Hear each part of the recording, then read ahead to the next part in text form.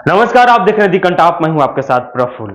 हमारे chief justice D Y Chandrachud ने एक बयान दिया। उस बयान के बाद उनके बयानों पे लोग अपनी अपनी प्रतिक्रिया दे रहे हैं, खूब चर्चा हो रही है। खैर, उनके बयानों की बात हम करेंगे, लेकिन उससे पहले आदम गोंडवी की शायरी से हम शुरुआत करते हैं। तुम्हारी फाइलों में गांव का मौसम गुलाबी है, मगर ये आंकड़े झूठे हैं, ये दावा किताबी है। उधर जमहूरियत का ढोल पीते जा रहे हैं वो, इधर पर्दे के पीछे बर्बरियत नवाबी है।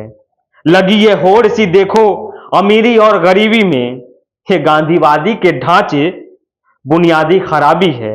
तुम्हारी मेज पर चांदी की, तुम्हारे जाम सोने के, यहां जुम्मन के घर में आज भी फूटी रकाबी है। ये शायरी आप सुनिए और हमारे जज साहब डी वाई चंद्रचूड़ की बातों को भी अपने जहन में रखिए। खैर, जज साहब ने एक कार्यक्रम में कहा कि हमने अपने पूरे कैरियर में ए से लेकर जेड तक के लोगों को बेल दिया है। उनसे उमर खालिद पर सवाल पूछा गया कि जेएनयू के एक छात्र उमर खालिद को 4 साल से जेल में कैद रखा गया है, इस पर आप क्या कहेंगे? तो उन्होंने कहा कि हमने ए से लेकर जेड तक के लोगों को बेल दे दिया है। खैर, ए से लेकर जेड तक कई ऐसे नाम हैं जिनको शायद हमारे chief justice D Y Chandrachud साहब भूल गए हैं। खैर, हम उन नामों को भी याद दिलाएंगे, लेकिन उससे पहले हमारे जज साहब ने किसको किसको बेल दिया उसकी शुरुआत करते हैं और उन नामों को आपको बताते हैं। चलिए ए से ही शुरू करते हैं। अजय मिश्र टेनी के बेटे आशीष मिश्र टेनी को जमानत मिलती है। जानते हैं क्यों? क्योंकि लखीमपुर खीरी में एक हिंसा होता है और हिंसे का यहां दोषी होता है, लेकिन बाप का रसूख है, पिता मंत्री हैं, बीजेपी के नेता हैं, तो बेटे को जेलों में ज्यादा दिन तक कैद रखना उचित नहीं था, इसीलिए अदालत से उनको बरी कर दिया जाता है। चलिए हम आपको यह भी अंतर क्लियर कर दें कि आप ये सोचेंगे कि शायद हो सकता है कि D Y Chandrachud Supreme Court के जज हैं, चीफ जस्टिस हैं, और सुप्रीम कोर्ट में जो केस जाते हैं, मामले जाते हैं, उनको देखना उनकी जिम्मेदारी है। तो जी नहीं, आपको यह भी बता दें, दरअसल लोअर कोर्ट हो, सेशन कोर्ट हो, अपर कोर्ट हो, हाई कोर्ट हो या सुप्रीम कोर्ट हो, सब एक कड़ी में आते हैं, क्योंकि न्याय व्यवस्था में, न्यायपालिका में सबको एक ही श्रेणी में रखा गया है। अगर लोअर कोर्ट किसी को इंसाफ नहीं दे रहा है तो उसमें हाई कोर्ट हस्तक्षेप कर सकता है। अगर हाई कोर्ट से किसी को इंसाफ नहीं मिल रहा है तो सुप्रीम कोर्ट उसमें दखल दे सकता है, लेकिन डी वाई चंद्रचूड़ को कुछ नामों में दखल देने का शायद ख्याल ना आया हो या मुनासिब ना समझा हो, यह भी हम आपको बताएंगे। लेकिन अजय मिश्र टेनी को 2021 में जो हिंसा होती है उसका दोषी पाया जाता है और कैद कर लिया जाता है, गिरफ्तार कर लेती है पुलिस, लेकिन उनको भी जमानत पे रिहा कर दिया जाता है। उसके बाद M4 मोनू मानेसर पर हत्या का आरोप लगता है, और भी मुसलमानों के हत्या का। गौकशी के नाम पर किसी को भी मार देना शायद अपराध नहीं है, इसीलिए मोनू मानेसर को भी जेल से रिहा कर दिया जाता है, जमानत मिल जाती है, क्योंकि मोनू मानेसर का नाम एम से शुरू होता है और एम मतलब कुछ भी हो सकता है, क्योंकि ए से जेड तक के बीच में एम डी वाई चंद्रचूड़ के हिसाब से जरूर आता है। नो हिंसा में भी मोनू मानेसर गिरफ्तार होता है और उसको जमानत पे छोड़ दिया जाता है। उसके बाद में शाहीन बाग में आ जाते हैं। शाहीन बाग, जिस आंदोलन को आप जानते हैं और जिस आंदोलन ने बहुत सुर्खियां बिटोरी थी और लोगों ने उसको सराहा भी था, क्योंकि महिलाएं बाहर निकली थी, CNRC का आंदोलन था। उस आंदोलन में कपिल गुज्जर नाम का एक व्यक्ति, एक लड़का आके फायरिंग करता है। उसको दिल्ली पुलिस गिरफ्तार तो जरूर करती है, लेकिन उसको भी बेल दे दिया जाता है, उसको भी छोड़ दिया जाता है, क्योंकि कपिल गुज्जर के से शुरू होता है और के ए से जेड तक के बीच में है, क्योंकि डी वाई चंद्रचूड़ ने कहा है कि हमने ए से जेड तक के बीच में कई नामों को हमने जमानत दी है। उसके बाद जामिया में भी एक फायरिंग का मामला होता है, उसका नाम राम भक्त गोपाल होता है। राम भक्त गोपाल भी वहां फायरिंग करता है और उसको भी दिल्ली पुलिस गिरफ्तार करती है और उसे नाबालिग बताया जाता है और उसको भी रिहा कर दिया जाता है। राम भक्त गोपाल और कपिल गुज्जर को जब जमानत मिलती है तो ढोल नगाड़ों के साथ उसका स्वागत किया जाता है। लोग फूलों का माला पहनाते हैं, क्योंकि ऐसा लगता है कि मसीहा बाहर आया है। राम भक्त गोपाल हरियाणा जाता है, हरियाणा में जाकर नफरती भाषा बोलता है, मुसलमानों के खिलाफ जहर उगलता है, लेकिन वो शायद हो सकता है कानून के दायरे में हो, गैर कानूनी ना हो। ये नाम है। उसके बाद अनगिनत नाम है, जिन नामों को शायद गिनाते गिनाते मैं थक जाऊं और आप सुनते सुनते थक जाएंगे, जिनको जमानत मिली है, क्योंकि वो मुसलमानों के खिलाफ नफरत बोलते नफरती भाषा बोलते हैं, जहर उगलते हैं, उनको जमानत मिल जाती है। उसके बाद अब आते हैं उन नामों पर जिन नामों को जमानत नहीं मिली है।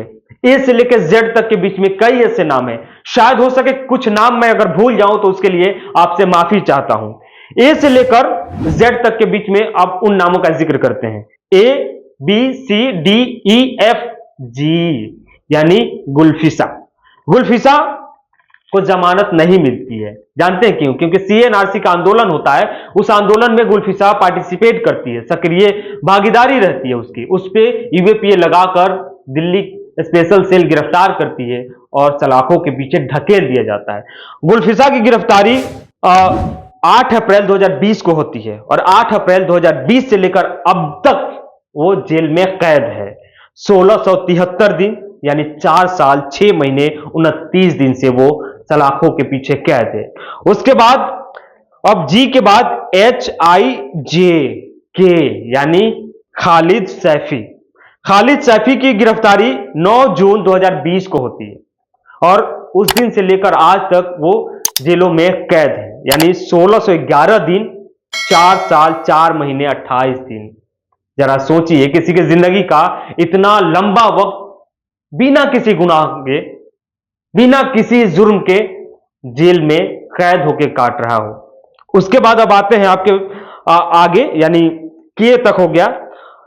उसके बाद LM मीरान हैदर।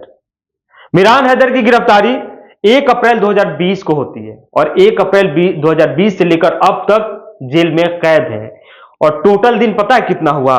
1680 दिन, यानी 4 साल 7 महीने 5 दिन। जरा सोचिए कि किसी की जिंदगी का 4 साल एक लंबा वक्त होता है। और जामिया मिलिया इस्लामिया में PhD स्कॉलर है और आरोप है कि दिल्ली में जो दंगा हुआ उसकी साजिश इन लोगों ने रची थी। खैर, उसके बाद आगे बढ़ते हैं। के बाद NOPQRS आता है, शर्जील इमाम, सिफाउर रहमान, 2 नाम और आ गए। ये भी शायद हमारे चीफ जस्टिस DY चंद्रचूड़ भूल गए होंगे कि ए से जेड तक के बीच में एस है ही नहीं उनकी डिक्शनरी में, इसीलिए वो नाम याद ना रखते हो। सिफाउर रहमान और शर्जील इमाम। शर्जील इमाम की गिरफ्तारी 28 जनवरी 2020 को होती है और शर्जील इमाम उस दिन से आज तक जेल में कैद है। 1744 दिन 4 साल 9 महीने 9 दिन। सोचिए, इतने दिन से शर्जील इमाम जेल में कैद है। सिफाउर रहमान की गिरफ्तारी 26 अप्रैल 2020 को होती है। उनका 1655 दिन 4 साल 6 महीना 11 दिन। जरा सोचिए, इन समयों को, इन दिनों को अपने जहन में कैलकुलेट कीजिए कि किसी की जिंदगी का इतना लंबा वक्त अगर अपने परिवार से दूर गुजर जाए तो क्या गुजरता होगा उसके ऊपर। फिर उसके बाद उमर खालिद की भी गिरफ्तारी लगभग उसी दौरान होती है। उमर खालिद की 14 सितंबर 2020 उमर खालिद को दिल्ली के स्पेशल सेल के द्वारा गिरफ्तार किया जाता है और उमर खालिद 1514 दिन 4 साल 1 मंथ 23 दिन से जेल में कैद है। ये वो लोग हैं जिनको शायद हमारे जज DY चंद्रचूड़ भूल गए होंगे या इनकी शब्दकोश में इनका नाम ही ना हो, ए से जेड तक में ये शायद वर्ड ही ना हो, शब्द ही ना हो। उसके बाद महाराष्ट्र में आपको भीमा कोरेगांव मामला पता होगा, घटना पता होगा, उसके बारे में भी बता दें। GN साईं बाबा और STN स्वामी को भी जमानत नहीं मिलती है। ये भी जी से शुरू होता है, एक S से शुरू होता है। ये वो लोग हैं जिनको शायद हमारे जज साहब यानी चीफ जस्टिस DY चंद्रचूड़ भूल गए हो। खैर, चलते चलते आपको एक और डायलॉग सुनाते चले। इनके मामले में क्या होता है कि तारीख पे तारीख ही मिलती है, सुनवाई नहीं होता है और ना जमानत मिलती है, क्योंकि कुछ अप्रमाण नहीं है। शायद हो सकता है एक दिन जज साहब इन शब्दों को देखे, इन पे गौर करें और इनको भी जमानत दे दे। खैर, इस खबर पे आप अपनी क्या राय रखते हैं हमें जरूर बताइए।